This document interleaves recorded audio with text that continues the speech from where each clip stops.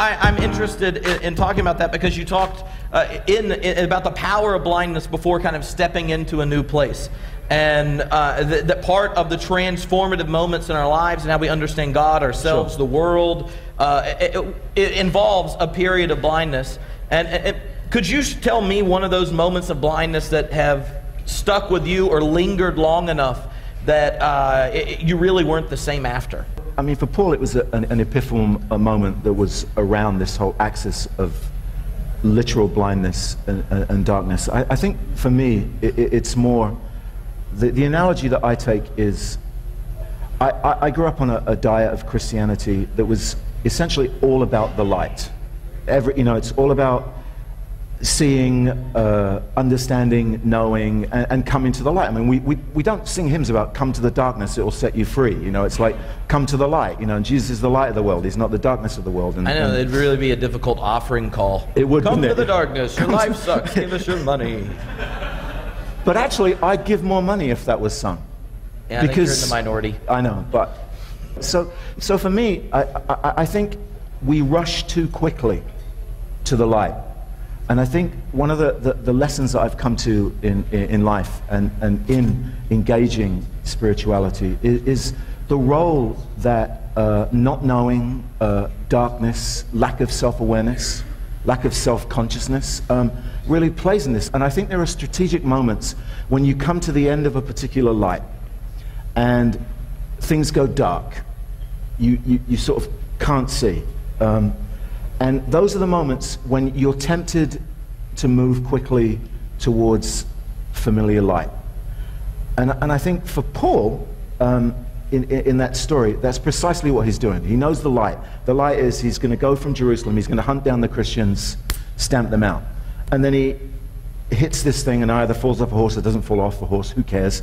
But he has this moment, and the world is turned on him.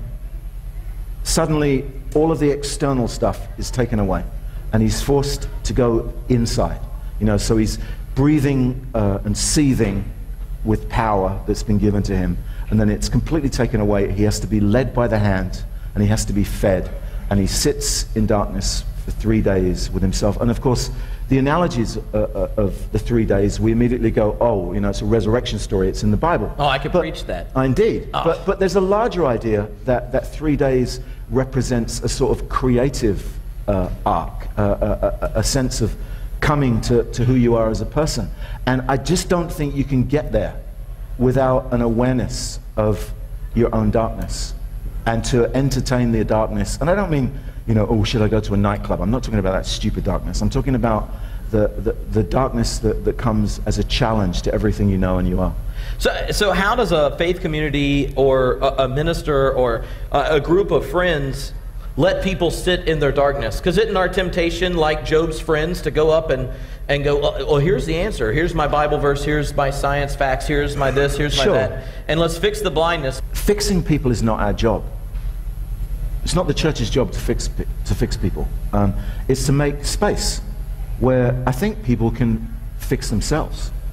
And I think the challenge is, A, to realize that everybody has darkness. Now, there are times of darkness, and there are times when you feel freer. But community is made when we're in solidarity and empathy with people, not when we're constantly running around. I don't want to be fixed all the time. In fact, and most of the people that want to fix you don't know what the f they're doing with their own life. So why they think they can sort out your life? It's easier. It's always easier to fix somebody else, absolutely. But it also it can be very. I mean, one of the things that I find quite troubling is the difficulty that churches have with people in crisis. We don't know how to, which is why I think AA groups work better than churches most of the time, because they're built around the idea we all have darkness and we all know we've got it and we're all trying to manage it, and we're going to do it together. And why is it that today a lot of kind of theologians and people that are wrestling and trying to think, what does authentic or life-giving community and stuff look like today? It's not this pristine picture of the church, the most efficient one or anything. It's the one where brokenness is on a display and brokenness being present is celebrated. To me, that was why the curves in your pictures were so exciting, Sure. is because something that completely doesn't make sense all of a sudden becomes why you're there. Because you know how not to get lost in brokenness and fragility and things like that. I have to say, many, many years ago, somebody gave me a piece of advice. They said, never trust someone who doesn't have a limp. And I've never forgotten that. And I think it's actually one of the truest pieces of advice anybody ever gave me. And I don't really trust people who have their act together.